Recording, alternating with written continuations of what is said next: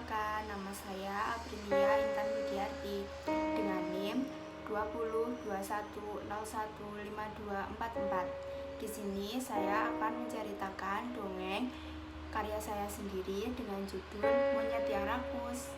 Silahkan disimak ya teman-teman. Pada pagi hari di suatu hutan yang sangat jauh dari perkotaan, terdapat seekor monyet. Monyet ini hidup hanya sebatang kara. Di dalam hutan terdapat banyak sekali hewan-hewan, namun monyet hanya seorang diri. Ia tidak suka berkerumun dengan teman-teman lainnya. Monyet ini sangat menyukai pisang. Dan pada siang hari, monyet merasa lapar.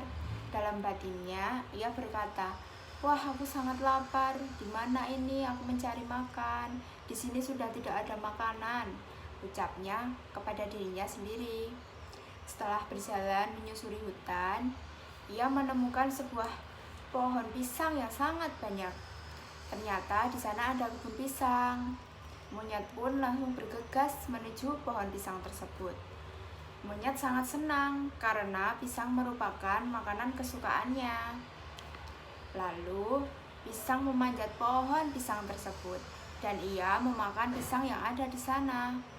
Setelah memakannya dengan puas, monyet lalu meminum di pinggir sungai. Di pinggir sungai tersebut terdapat banyak hewan-hewan yang lain, namun monyet menghiraukannya. Tiba-tiba ada seekor rusa dan kelinci. Rusa dan kelinci meminta kepada monyet karena ingin meminum air yang ada di sungai tersebut. Ucap rusa seperti ini, "Halo monyet, apakah aku boleh meminum air sungai ini? Kasihan, kelinci ini sedang sakit kakinya." Lalu monyet pun menjawab, Tidak boleh ada yang meminum air sungai ini. Kalau kalian ingin meminum, silahkan pergi ke seberang. Di sini adalah milikku. Silahkan kalian pergi," ucapnya sambil membentak rusa dan kelinci. Rusa dan kelinci pun pergi meninggalkan monyet. Karena kelinci ini sudah sakit kakinya dan tidak kuat untuk berjalan dengan jauh, maka rusa menggendong kelinci di punggungnya. Setelah sampai di ujung danau dan mereka meminum airnya tersebut, kelinci merasa kelaparan karena dia sudah tidak makan dari pagi hari. Kebetulan siang ini sangat terik sekali matahari. Kelinci pun bertanya kepada rusa, "Rusa, aku sangat lapar. Apakah kamu ada makanan? Aku sudah tidak kuat untuk berjalan lagi," katanya sambil menunduk. Rusa pun menjawab, "Aku tidak ada makanan. Apakah kita pergi ke monyet saja? Di sana kan ada pohon pisang." Rusa pun segera bergegas menyambangi monyet. Setelah itu, rusa dan kelinci kembali lagi ke monyet dan meminta pisang yang ada di kebunnya. "Monyet, apakah aku boleh meminta pisang? Satu saja. Kasihan, kelinci ini sudah kelaparan." "Apa? Kamu ingin meminta pisang?" kata monyet tersebut. "Iya, aku ingin meminta pisang karena monyet. Iya, aku ingin meminta pisang karena kelinci ini sudah tidak makan dari pagi hari. Ia sangat lemas. Lihatlah kakinya berdarah karena tadi ia terjebak di dalam semak-semak," kata rusa kepada monyet. Monyet pun menjawab, "Aku tidak peduli. Apa urusanku dengannya? Aku tidak kenal dengan kamu. Silahkan kamu pergi. Kebun ini milikku. Tidak boleh ada yang meminta pisang ini selain diriku." Lalu kelinci dan rusa pun bergegas untuk pergi dengan raut wajah yang sangat sedih. Tiba-tiba di sore hari menuju malam terdapat seekor burung jalak. Burung jalak ini sudah menempati kebun pohon pisang itu sebagai rumahnya setiap harinya. Namun setiap pagi sampai dengan siang, Ia pergi mencari makanan dan meninggalkan kebun pisang tersebut. Lalu, kebun pisang tersebut ditinggalkan dan monyet yang menungguinya. Burung jalak pun berbicara kepada monyet. "Monyet, apakah aku boleh tidur di sini? Ini rumahku setiap harinya," kata jalak kepada monyet. Monyet pun membentak burung jalak. "Apa? Ini rumahku, tidak boleh ada yang di sini. Silahkan kamu pergi. Mengapa kamu di sini? Di sini makananku semua, tidak boleh ada yang meminta," kata monyet kepada burung jalak. Burung jalak pun tidak banyak bicara. Ia langsung pergi dan meninggalkan monyet tersebut. Tiba-tiba, ia melihat ada seekor kelinci yang sangat kecil dan dengan raut wajah yang kesakitan. Ia pun mendekatinya. "Halo kelinci, apa yang telah kamu rasakan?"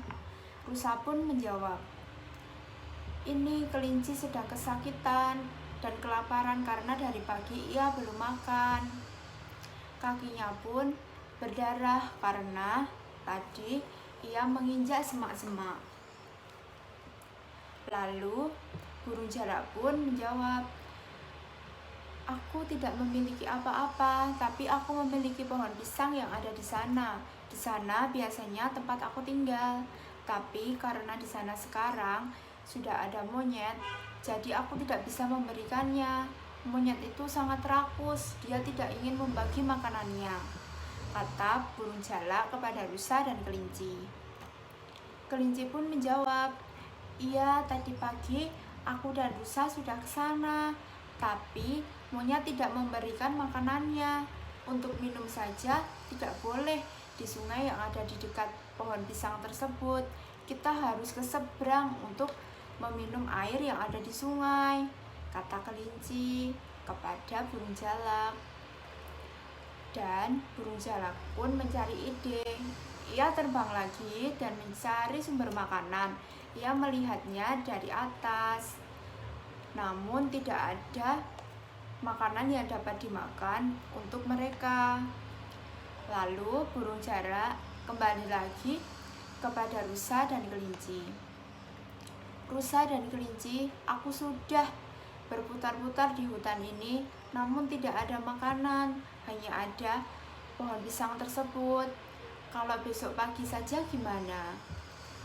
Kelinci pun menjawab, "Tidak apa-apa, aku akan meminum air sungai saja sebagai pengganjal perutku." Maka burung jalak, kelinci, dan rusa pun bergegas mencari tempat untuk berteduh karena hujan akan segera tiba. Mereka memasuki hutan di sebelah timur. Di sana hutannya sangat sepi dan mereka bisa beristirahat dengan tenang. Keesokan harinya, mereka sudah mencari makanan dan mencari apa yang dapat dimakan, namun belum menemukannya. Burung jalak pun kembali berterbangan melihat di sekeliling hutan, dan ia melihat ada kebun yang sangat banyak buahnya. Kebun tersebut berada di ujung hutan ini. Ia segera mendatangi rusa dan kelinci. "Rusa dan kelinci, aku melihatnya di sana ada berbagai macam buah dan sayur-sayuran. Apakah kamu mau ke sana? Tapi agak jauh. Bagaimana denganmu, kelinci? Apakah kamu kuat?" Kelinci pun menjawab, "Iya, aku kuat. Aku akan berada di punggung rusa supaya aku bisa ke sana." "Baiklah, mari kita ke sana." Burung jalak dengan pelan terbang dan membersamai kelinci dan rusa. Setelah kurang lebih 3 jam mereka berjalan dan menyusuri hutan, tibalah di kebun tersebut. Di kebun tersebut terdapat banyak sekali makanan. Kelinci sangat senang. "Aku sangat senang. Aku di sini bisa makan sepuasnya. Di sini ada wortel kesukaanku. kata kelinci dengan senang sambil memakan wortel yang ada di sana. Rusa pun juga memakan makanan yang ada di sana. Terdapat banyak sekali ladang rumput yang masih hijau. Burung jalak pun memakan buah-buahan yang ada di sana karena di sana memang tidak ada penghuninya. Mungkin di sana adalah kebun yang tersembunyi. Setelah mereka memakan makanannya dan mereka beristirahat sejenak, mereka melanjutkan perjalanannya untuk pulang. Dengan pelan-pelan mereka pulang, dan di pinggir danau ia mengobati kaki kelinci yang kemarin kesakitan. Kakinya diberi air yang ada di sungai untuk membasahi lukanya supaya tidak dikelilingi oleh lalat. Setelah itu mereka berada pada pohon pisang yang ada monyetnya. Ia menyapa monyet. "Halo monyet, apa kabar?" Monyet pun sambil memakan makanannya, yaitu pisang. Dengan ketus ia menjawab, "Baiklah, di sini kan aku banyak makanan. Memangnya kalian yang tidak punya makanan?" kata monyet kepada rusa, kelinci, dan juga burung jalak. Burung jalak pun menjawabnya, "Syukurlah kalau kamu tidak kelaparan. Apakah kamu tidak ingin membagi makananmu kepada kami?"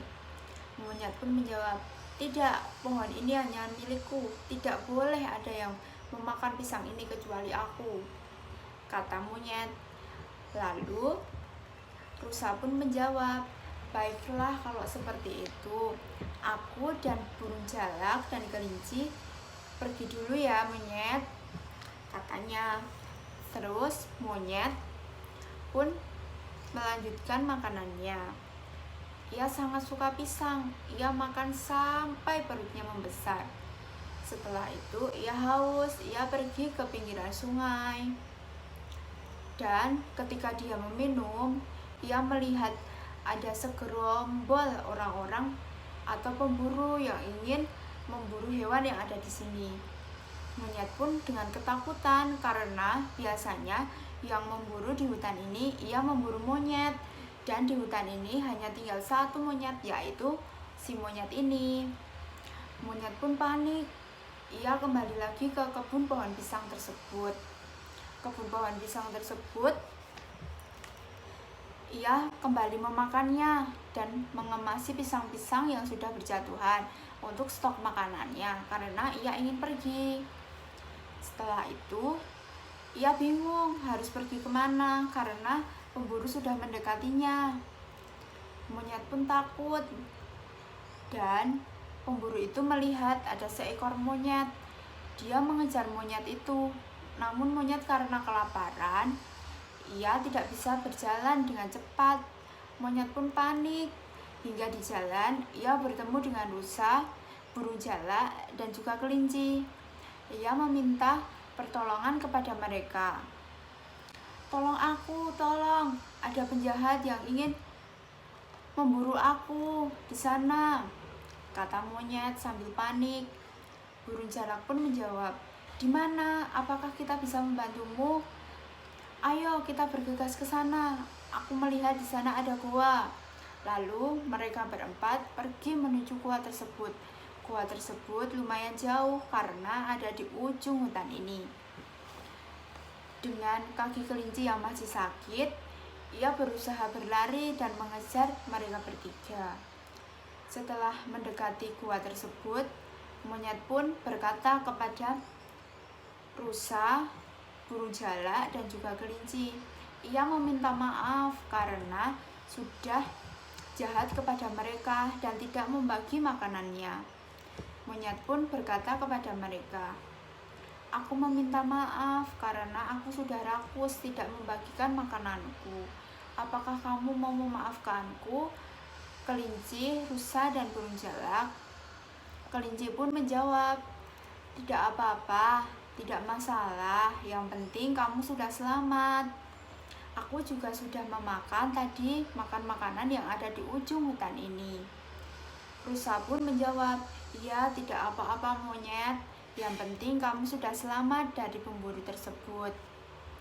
Lalu burung jalak pun dengan tersenyum melihat mereka. Monyet pun dengan senang hati untuk membagikan pisangnya yang dibawanya tadi untuk dimakan bersama-sama.